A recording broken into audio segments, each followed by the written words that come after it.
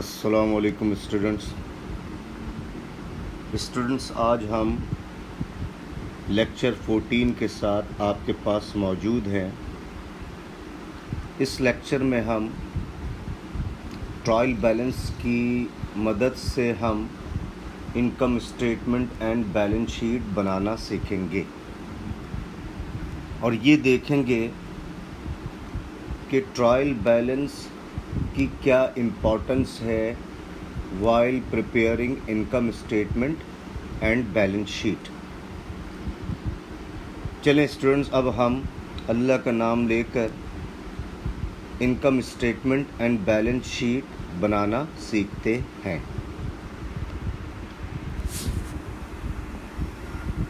Students, ये आपने देखा होगा कि क्वेश्चन नंबर 3 में हमने ये सारी की सारी ये हमारी ट्रांजैक्शंस थी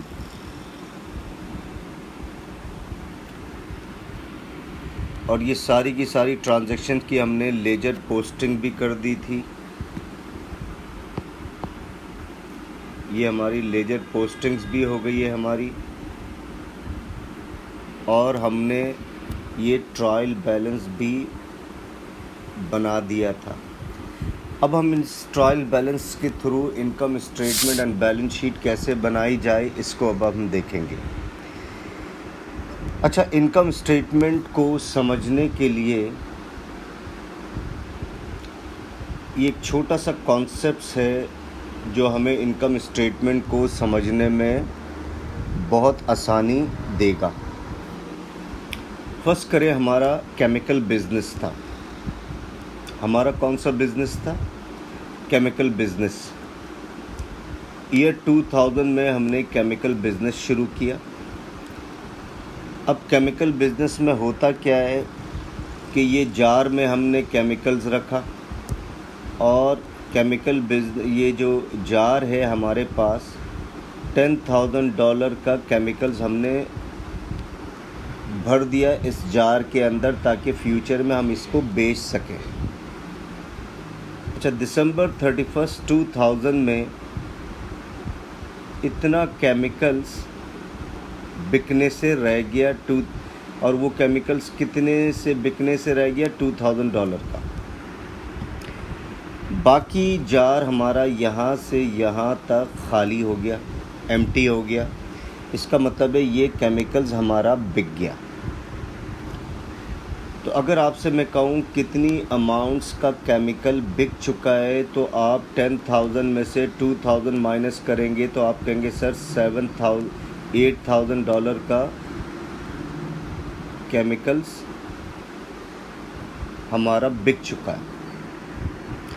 तो परचेजेस, अच्छा, वो केमिकल जो बिकने से रह गया दैट इज़ $2,000। इसको हम दूसरे लफ्ज़ों में लेमैन लैंग्वेज में कहते हैं सर ये अनसोल्ड केमिकल्स है। अकाउंटिंग में अनसोल्ड केमिकल्स को कहते हैं इन्वेंट्री क्लोजिंग। क्या कहते हैं?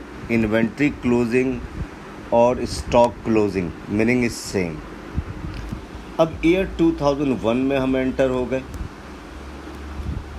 इतना केमिकल्स अनसोल्ड था लास्ट ईयर का, तो हर क्लोजिंग स्टॉक या inventory closing will become opening inventory for the next year. तो नेक्स्ट ईयर हमारा कौन सा है? 2001। तो देखिए, इतना केमिकल्स लास्ट ईयर का क्लोजिंग इन्वेंट्री था, अब ये ओपनिंग इन्वेंट्री बन गया, यानी हमने 2001 में अब इसको बेचना है। अब बिज़नेस एक्टिविटी को कंटिन्यू करने के लिए हमने फर्दर यहाँ से यहाँ तक केमिकल्स फर्दर बाय किया है। तो कितना बाय करना पड़ा? $8,000 का केमिकल्स हमें परचेज़ करना पड़ा। तो अब ये जार फिर फिल हो गया, अब हम इसको बेच सकते हैं। तो अगर इन दोनों को, परचेजेस को और ओपनिंग इन्वेंट्री को ऐड कर दें तो ये बन जाता है केमिकल्स अवेलेबल फॉर सेल। क्या बन जाता है? Chemicals available for sale.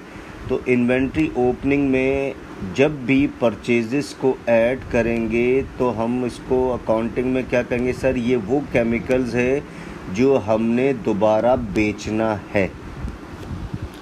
अच्छा, दिसंबर 31, 2001 में अब हम पहुंच गए। दिसंबर 31, 2001 में हम पहुंच गए। तो यही प्रोसेस चलता रहेगा। पता चला $3000 का केमिकल्स स्टिल अनसोल्ड, तो इसको हमने कहा अनसोल्ड केमिकल्स।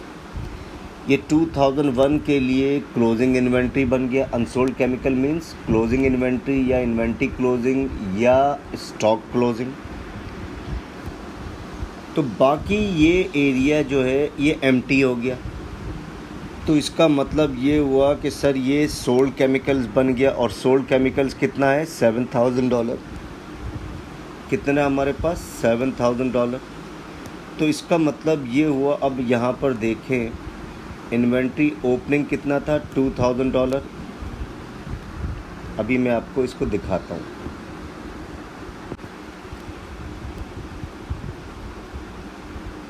इन्वेंट्री ओपनिंग कितना था, $2000। ये आपने लिख दिया इन्वेंट्री ओपनिंग। इसमें से अगर हम परचेजेस ऐड कर दें $8000 का, तो आप कहते हैं केमिकल्स अवेलेबल फॉर सेल कितना बन गया, $10,000। तो ये देखें दोनों मैंने ऐड किया, तो ये $10,000 का केमिकल्स हमारे पास मौजूद है बेचने के लिए। अब ज़रूरी नहीं है कि सारे का सारा केमिकल्स बिक जाए। तो दिसंबर 31, 2001 के एंड में अगर हम पहुँचे तो पता चला इतना जार में केमिकल्स अभी भी मौजूद है, तो इसे हमने कहा अनसोल्ड केमिकल्स। तो अनसोल्ड केमिकल्स को जब इसमें से माइनस कर दिया, जो कि $3000 है, तो $10,000 में से $3000 माइनस कर दिया, तो $7000 का केमिकल्स क्या आ गया, कॉस्ट ऑफ केमिकल्स सोल्ड। तो ये हमारा ये फॉर्मेट होता है कॉस्ट ऑफ केमिकल सोल्ड मालूम करने के लिए कि इन्वेंट्री ओपनिंग प्लस परचेजेस, तो ये बन जाता है cost of chemicals available for sale. इनमें से कितना बिकने से रह गया, तो हमारे केस में $3000 का केमिकल्स स्टिल अनसोल्ड है। जब $10,000 में से $3000 माइनस कर देंगे तो $7000 का केमिकल्स बिक चुका है। अब हमारा ये है इनकम स्टेटमेंट। हमारा क्या है, इनकम स्टेटमेंट। अच्छा, ये है इनकम स्टेटमेंट और बैलेंस शीट को हम कहते हैं फाइनेंशियल स्टेटमेंट्स।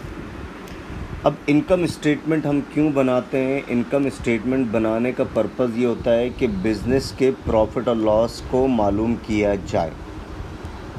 अब बिज़नेस एक्टिविटी जब आप परफॉर्म करते हैं, जो इसका फाइनल रिज़ल्ट आता है वो या तो प्रॉफिट या लॉस की शेप में आएगा। तो इनकम स्टेटमेंट बनाने का पर्पस क्या है, टू कैलकुलेट प्रॉफिट और लॉस ऑफ ए बिज़नेस। अब आपको पता है प्रॉफिट कैलकुलेट करने के लिए अगर हम मैथ्स की बात करें तो सिंपल फार्मूला क्या होता है, profit is equal to selling price minus cost price. Accounting में सेलिंग प्राइस बन जाता है सेल्स, या इसको हम रेवेन्यू भी कहते हैं। सेल्स का वर्ड अब किससे चेंज, कैम्ब्रिज में जो लेटेस्ट नेम आया है सेल्स का वो क्या है, रेवेन्यू कहते हैं हम। कॉस्ट प्राइस को हम कहते हैं कॉस्ट ऑफ सेल्स। क्या कहते हैं, कॉस्ट ऑफ सेल्स। अब ये फॉर्मेट जो स्टूडेंट्स आपके पास है इनकम स्टेटमेंट का, ये आप बहुत अच्छे तरीके से याद कर लें। यही फॉर्मेट आप कैम्ब्रिज में फॉलो करेंगे। अब इसको कोशिश करें लॉजिक से क्लियर करने की। अगर लॉजिक से क्लियर नहीं होती है तो आप इसको लाजमन याद कर लें। ये फॉर्मेट बहुत हेल्प करेगा जब पास पेपर्स अटैम्प्ट करेंगे, और ये बहुत से टॉपिक्स में यही फॉर्मेट रहेगा जो आगे हम सीखेंगे। प्रॉफिट का फार्मूला क्या है, selling price minus cost price. अब देखिए सेल्स है, सबसे पहला आइटम क्या है, सेल्स, इसको हम रेवेन्यू भी कहते हैं। तो अगर हम देखें सेल्स तो $12,000 सेल्स है हमारी। कितनी है सेल्स, $12,000। सेल रिटर्न माइनस कर दें, क्योंकि जब चीज़ बेचते हैं अगर वो डिफेक्टिव होती है तो वो वापस हो जाती है, तो सेल रिटर्न सेल्स को क्या करेगा, डिक्रीज़ करेगा, इसलिए हम लेस करते हैं, इसको क्या करते हैं, लेस करते हैं। तो सेल रिटर्न हमारी कितनी है, $1,500। तो अब जब $1,500 में से इसको सेल में से सेल रिटर्न माइनस करेंगे तो $10,500 हमारे पास अमाउंट आ जाएगी, that is called net sales. तो देखिए सेलिंग प्राइस हम मालूम कर चुके हैं। अब हम इनमें इसमें क्या चीज़ माइनस करें कि हमारा प्रॉफिट आ जाए। तो अब क्या चीज़ माइनस करेंगे, कॉस्ट प्राइस। अगर मैथ की बात करते हैं तो कॉस्ट प्राइस, और यही अकाउंटिंग में कॉस्ट प्राइस क्या कहलाता है, कॉस्ट ऑफ सेल्स। तो देखें लेस किया मैंने कॉस्ट ऑफ सेल्स। अब कॉस्ट ऑफ सेल्स अकाउंटिंग में दिया हुआ नहीं होता, एक छोटा सा फॉर्मेट हम फॉलो करते हैं to calculate cost of sales और कॉस्ट ऑफ गुड्स सोल्ड। तो ये छोटा सा फॉर्मेट क्या है कि सर इन्वेंट्री ओपनिंग से स्टार्ट होगा और इन्वेंट्री क्लोजिंग पर एंड होगा। जब ये छोटा सा फॉर्मेट हम यूज़ करेंगे, इसकी मदद से हमें कॉस्ट ऑफ सेल्स कैलकुलेट हो जाता है। तो कॉस्ट ऑफ सेल्स के लिए सबसे पहले क्या लिखेंगे, इन्वेंट्री ओपनिंग। क्या लिखेंगे, इन्वेंट्री ओपनिंग। इस पूरे, और हमें इस ट्रायल बैलेंस को बेस बनाना है। इस ट्रायल बैलेंस को बेस बना के हम इनकम स्टेटमेंट भी बनाएंगे और बैलेंस शीट भी बनाएंगे। तो इस पूरे ट्रायल बैलेंस में इन्वेंट्री ओपनिंग आप देखें नज़र नहीं आ रहा होगा। तो इन्वेंट्री ओपनिंग अगर नहीं है तो आपने लिख देना है नील। परचेजेस अगर आप ढूंढेंगे तो परचेजेस $6,000 का हमारे पास मिल गया। तो $6,000 की परचेजेस है। अब परचेज रिटर्न है। परचेज रिटर्न क्या करता है, परचेजेस को डिक्रीज़ करता है। अगर हमने कोई चीज़ ख़रीदी है और वो डिफेक्टिव निकलेगी तो हमने लाजमन उसको वापस करना है। तो परचेज रिटर्न भी आपके पास $1,000 का परचेज रिटर्न है, तो आपने $1,000 आपने लिख दिया। तो 6,000 में से $1,000 माइनस करेंगे तो सही मानों में बाइंग कितने की हुई है, $5,000 की। अब उसके बाद इस गुड्स को बिज़नेस तक लाने के लिए हमें ट्रांसपोर्ट यूज़ करनी पड़ती है। क्या यूज़ करनी पड़ती है, ट्रांसपोर्ट, जिसे हम कहते हैं कैरेज इन और कैरेज इनवर्ड्स, और हम कह सकते हैं कैरेज ऑन परचेजेस। तो कैरेज ऑन परचेजेस अगर हम देखें तो देखें कैरेज ऑन परचेजेस $500 है, तो हमने यूज़ $500 करना है। तो परचेज में से परचेज रिटर्न माइनस किया, फिर कैरेज ऑन परचेजेस या कैरेज इनवर्ड्स ऐड किया, तो ये आ गया $5,500। कितना आ गया, $5,500। तो ये परचेजेस हुई हैं। ये परचेजेस क्यों की, आपने बिज़नेस एक्टिविटी को कंटिन्यू करने के लिए। जैसे देखिए $2,000 का क्लोजिंग इन्वेंट्री था लास्ट ईयर का, ये ओपनिंग इन्वेंट्री बन गया 2001 का।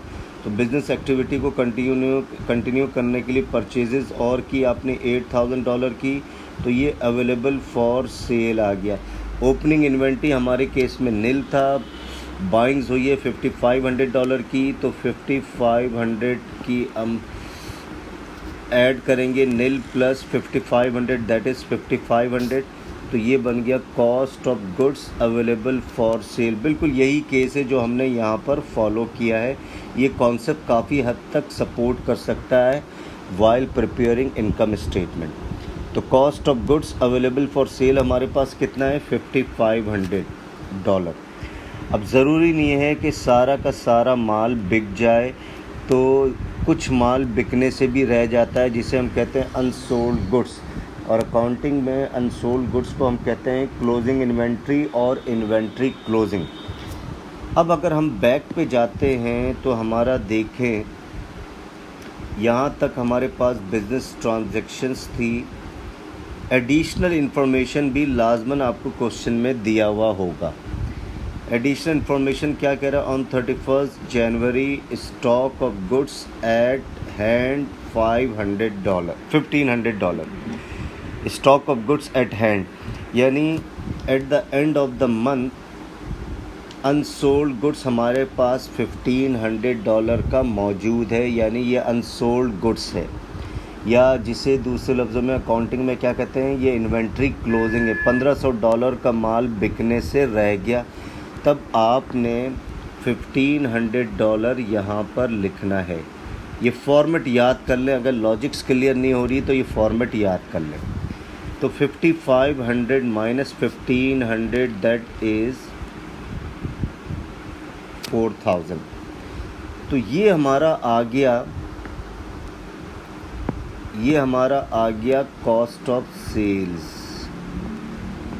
तो कॉस्ट ऑफ सेल मालूम करने के लिए दोबारा रिकॉल कर लेते। इन्वेंट्री ओपनिंग आपने सेकंड कॉलम में लिखना है, परचेजेस फर्स्ट कॉलम में लिखना है, परचेज रिटर्न होगा तो माइनस कर देना है परचेज में से, फिर उसके बाद ऐड करना है कैरिज इनवर्ड्स। तो ये सारी फाइनल फिगर ये सेकंड कॉलम में लिख देना है। 5000 प्लस 500 तो ये सेकंड कॉलम में लिख देना है। फिर inventory opening plus purchases add किया 5500 तो ये आ गया cost of goods available for sale. Inventory closing यहाँ पर माइनस कर देना है तो ये आ जाएगा cost of sale.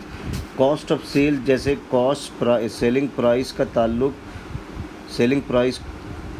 Cost price को हमेशा सेलिंग प्राइस से माइनस करते हैं, यानी selling price minus cost price that is called profit.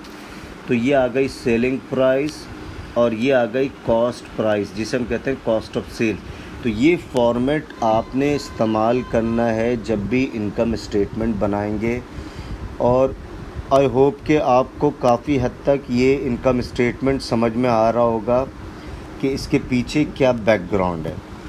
अब सेलिंग प्राइस में से कॉस्ट प्राइस माइनस करेंगे तो ग्रॉस प्रॉफिट आ जाएगा। तो 10,500 माइनस 4,000 तो ये आ जाएगा $6,500। तो ये बन जाएगा ग्रॉस प्रॉफिट। क्या बन जाएगा? Gross profit. तो ग्रॉस प्रॉफिट कैलकुलेट करने के लिए एक छोटा सा फॉर्मेट आप जहन में बैठा लें, लिख कर इसकी प्रैक्टिस कर लें। अब उसके बाद हर बिज़नेस के अदर इनकम्स भी होते हैं। अच्छा, with the passage of time हम अदर इनकम को वन बाय वन डिस्कस करेंगे। 3-4 अदर इनकम्स हैं जो आपके पास पेपर्स में आते हैं, कैम्ब्रिज के पेपर्स में आते हैं। उसको वन बाय वन इंशाल्लाह फ्यूचर में हम देखेंगे। अभी अदर इनकम हम एज्यूम कर रहे हैं डिस्काउंट रिसीव्ड। क्या है? तो इस पूरे ट्रायल बैलेंस में देखें, डिस्काउंट रिसीव के नाम से कोई अकाउंट है, तो अगर आप क्लोजली मॉनिटर करते हैं तो there is no discount receive, तो आपने लिख दिया नील, कोई भी डिस्काउंट रिसीव नहीं है। तो अगर होता तो ऐड कर लेते, तो अभी भी $6,500 हमारा आ गया। अब उसके बाद ग्रॉस प्रॉफिट आ गया। तो ग्रॉस प्रॉफिट का फार्मूला हमें क्या पता चला सर? ग्रॉस प्रॉफिट सेल्स और revenue minus cost of sales. Short करके फार्मूला भी आपका लिख दिया मैंने। अब उसके बाद एक्सपेंसेस को हम देखेंगे। एक्सपेंसेस को देखेंगे तो आप वन बाय वन देखें। एक रेंट एक्सपेंस नज़र आ रहा है और एक वेजेस एक्सपेंस नज़र आ रहा है। तो आपने लिख दिया रेंट एक्सपेंस और वेजेस एक्सपेंस। रेंट है $1,700, सेकंड कॉलम में लिखेंगे, क्योंकि इस जगह से इस जगह जंप करेंगे तो प्रेजेंटेशन ख़राब हो जाएगी। तो इस कॉलम से थर्ड कॉलम से क्लोजली कौन सा है? सेकंड कॉलम, ये प्रेजेंटेशन है। अच्छा, उसका वेजेस है $1,300। तो टोटल एक्सपेंस हमारे पास ऐड करेंगे तो $3,000 का एक्सपेंस हमारे पास मिल गया। तो 6,500 माइनस 3,000 तो ये आ गया $3,500। तो ये हमारा बन गया नेट प्रॉफिट। क्या बन गया? तो नेट प्रॉफिट का हमारे पास फार्मूला क्या हो गया? Net profit is equal to gross profit जो भी आएगा उसमें से आपने एक्सपेंस माइनस कर देना। तो हमारा नेट प्रॉफिट आ गया $3500। तो स्टूडेंट्स और भी हम क्वेश्चन 2-3 क्वेश्चन और अटैम्प्ट करेंगे ताकि ये फॉर्मेट आपके जहन में बैठ जाए, क्योंकि ये फॉर्मेट जहन में बैठ जाएगा तो हमें पास पेपर्स अटैम्प्ट करना, मैन्युफैक्चरिंग का टॉपिक आएगा, उसके बाद आपके सोल ट्रेडर्स का टॉपिक आएगा, पार्टनरशिप का टॉपिक आएगा। इसका वेटेज बहुत ज़्यादा होता है कैम्ब्रिज के पेपर्स में, तो इनको समझने में आपकी मेहनत बहुत हद तक सेव हो जाएगी। अब आ जाएं बैलेंस शीट। अब क्या आ जाएं? Balance sheet. अब बैलेंस शीट, कैम्ब्रिज में बैलेंस शीट का नाम अब चेंज हो गया है। बैलेंस शीट को कहते हैं स्टेटमेंट ऑफ फाइनेंशियल पोजीशन। क्या कहते हैं? स्टेटमेंट ऑफ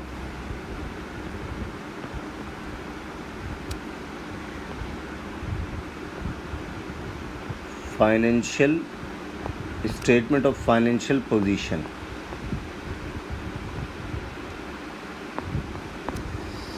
लेक्चर 1 में अकाउंटिंग फॉर बिगनर्स के लेक्चर 1 या 2 में हम देख चुके हैं कि बैलेंस शीट कैसे बनाते हैं। Balance sheet is nothing, it is just like accounting equation.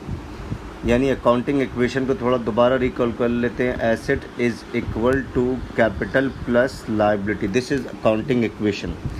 इसी अकाउंटिंग इक्वेशन को हम बैलेंस शीट में कन्वर्ट कर देते हैं तो बैलेंस शीट बन जाएगी। तो सबसे पहले हमने क्या लिखना है? एसेट्स। तो एसेट्स में सबसे पहले आता है नॉन करंट एसेट्स। अब इस पूरे ट्रायल बैलेंस में अगर हम देखें कि नॉन करंट एसेट्स कौन से हैं हमारे, इस पूरे ट्रायल बैलेंस में नॉन करंट एसेट्स को अगर हम देखें तो नॉन करंट एसेट्स में एक वैन नज़र आ रहा है हमारे पास। कौन सा नज़र आ रहा है? वैन। तो आप लिख दें वैन। वैन की अमाउंट है $5000, लास्ट कॉलम में लिख दें। अभी ये सिंपल बैलेंस शीट है। ये अगर ये फॉर्मेट याद हो गया तो आगे हम एडजस्टमेंट देखेंगे कि इसमें एडजस्टमेंट्स कैसे शामिल करते हैं हम इसके अंदर। वैन लिख दिया, कोई और नॉन करंट एसेट्स इसके अंदर नहीं है। तो एसेट्स में दो आते हैं, एक करंट एक नॉन करंट एसेट्स, और इसमें ऐड कर दें करंट एसेट्स तो टोटल एसेट बन जाते हैं। अब एक आ गया करंट एसेट्स। तो इन्वेंट्री क्लोजिंग अगर हम क्वेश्चन के बैक पे जाते हैं तो इन्वेंट्री क्लोजिंग हमारे पास $1500 का है। इन्वेंट्री क्लोजिंग कितना है? $1500 का है। तो इन्वेंट्री क्लोजिंग लिख दें $1500। तो जब भी करंट एसेट्स की लिस्ट डाउन करेंगे तो पहले इन्वेंट्री क्लोजिंग ढूंढना है आपने, फिर अकाउंट रिसीवेबल और ट्रेड रिसीवेबल, और ओल्ड नेम है डेटर्स। तो इन्वेंट्री क्लोजिंग 1500। अकाउंट रिसीवेबल का बैलेंस अगर आप देखते हैं तो अकाउंट रिसीवेबल्स का बैलेंस आपको नज़र आ जाएगा, अकाउंट रिसीवेबल $10,500, 10,000। फिर उसके बाद बैंक का बैलेंस देखें, बैंक का बैलेंस है 2500। ये सारे के सारे करंट एसेट्स हैं जो पहले हम सीख चुके हैं। फिर कैश का बैलेंस है $4500, तो $4500 है। अब हम इन तमाम करंट एसेट्स को ऐड करेंगे। जब हम तमाम करंट एसेट्स को ऐड करते हैं तो ये हमारा आ जाता है 19,000। कितना आ जाता है? 19,000। तो 19,000 प्लस 5,000 दोनों को ऐड कर रहे हैं क्योंकि दोनों एसेट्स हैं, तो ये आ गया 24,000। तो ये 24,000 के एसेट्स हमने मालूम कर लिए हैं। तो देखें एसेट्स मालूम कर चुके हैं, अकाउंटिंग इक्वेशन का एक एरिया हमने कंप्लीट कर लिया। अब हमने दूसरा टारगेट करना है कैपिटल। अब हेडिंग डालेंगे कैपिटल एंड लायबिलिटीज़। ये हेडिंग होगी हमारी। क्या हेडिंग होगी? Capital and liabilities. तो अब कैपिटल को हमें टारगेट करना है। अब कैपिटल क्लोजिंग मालूम करने के लिए एक छोटा सा फॉर्मेट है जो हमने जहन में रखना है। कैपिटल ओपनिंग आप इस क्वेश्चन में देखें, कैपिटल ओपनिंग कितना है इसके अंदर। तो अगर आप देखें तो कैपिटल का बैलेंस आपको नज़र आ जाएगा 15,000। कितना है ये कैपिटल ओपनिंग कहलाता है। अब क्यों आता है अभी आपको और क्लियर करूंगा इस कॉन्सेप्ट को। कैपिटल ओपनिंग आपको ट्रायल बैलेंस में दिया हुआ होगा, that represents capital opening $15,000। Profit कितना हुआ अगर हम देखें तो ये प्रॉफिट सर हमें बिजनेस एक्टिविटी से जो प्रॉफिट जनरेट हुआ $3,500। प्रॉफिट कितना जनरेट हुआ हमारा $3,500। अब आपने देखा इस एनपी को कैपिटल में ऐड किया क्योंकि प्रॉफिट कैपिटल को बढ़ाता है। तो 15,000 प्लस 3,500 तो आपने लिख दिया 18,500।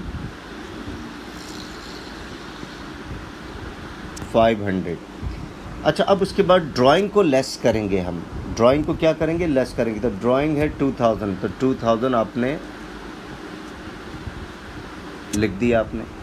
तो 18,500 माइनस 2,000 तो ये आ जाएगा 16,000। तो स्टूडेंट देखें ये प्रेजेंटेशन है, तो ये जहन में बैठा लें कि सर कैपिटल का एक पूरा कॉम्बिनेशन है। कैपिटल के एनपी कैपिटल को बढ़ाएगा, ऐड कर देंगे, ड्राइंग कैपिटल को घटाएगा, लेस कर देंगे। ये सारी चीज़ें हम पहले प्रीवियस लेक्चर्स में बहुत अच्छे तरीके से सीख चुके हैं। तो ये कैपिटल का क्लोजिंग बैलेंस आ गया $16,500। जो ट्रायल बैलेंस में कैपिटल की अमाउंट दी हुई होगी that represents capital opening. Business activity से जो प्रॉफिट जनरेट हुआ होगा उसको ऐड कर देंगे, ड्राइंग को लेस कर देंगे। अब उसके बाद देखें ये एरिया भी हमने मुकम्मल कर लिया। अब लायबिलिटीज़ की टर्न आ गई। अब कैपिटल में लायबिलिटीज़ को ऐड कर देंगे तो लाजमन एसेट्स के बराबर होना चाहिए। किसके बराबर होना चाहिए? एसेट्स के बराबर। अब देखें नॉन करंट लायबिलिटी हेडिंग डाल दी आपने। दो किस्म की लायबिलिटी होती है, एक नॉन करंट लायबिलिटी और एक करंट लायबिलिटी। तो नॉन करंट लायबिलिटी है लोन फ्रॉम बैंक, तो हमारे केस में लोन फ्रॉम बैंक है $2,500, आप इधर लिख दें, या बैंक लोन कहते हैं जिसे हम। फिर करंट लायबिलिटी अगर आप देख लें तो अकाउंट्स पेबल के नाम से करंट लायबिलिटी, तो अकाउंट्स पेबल है हमारा $5,000। कितना है? अकाउंट्स पेबल है हमारा $5,000। तो आपने इसी के सीक्वेंस में लिख देना है $5,000। अब अगर इसको ऐड करें कैपिटल और तमाम लायबिलिटीज़ को ऐड करें तो देखें टोटल कितना आता है। तो ऐड करते हैं तो ये भी फॉर्चुनेटली 24,000 आ जाता है। तो देखें टोटल एसेट्स हमारे ये हो गए और ये आ गया 24,000, और ये टोटल कैपिटल हो गया यानी कैपिटल क्लोजिंग, और ये ऑल लायबिलिटीज़ इनको ऐड किया तो ये भी $24,000 आ गया। तो इसका बैलेंस लाजमन इसके बराबर होना चाहिए, तभी हम कहेंगे अकाउंटिंग इक्वेशन इक्वल है। तो स्टूडेंट्स आई होप आपको काफ़ी हद तक इनकम स्टेटमेंट और बैलेंस शीट यानी कि स्टेटमेंट ऑफ फाइनेंशियल पोजीशन बनाना आप सीख चुके होंगे काफ़ी हद तक। Still if you have doubt you can write on a comment box. तो स्टूडेंट्स इसको फर्दर स्ट्रॉन्ग करने के लिए इनकम स्टेटमेंट और बैलेंस शीट को सीखने के लिए कुछ फर्दर क्वेश्चन हम फ्यूचर में और अटैम्प्ट करेंगे। तो अगले लेक्चर्स में मज़ीद हम इसके कुछ एक्सरसाइज और हम सॉल्व करेंगे। उस वक्त तक के लिए खुदा हाफिज़।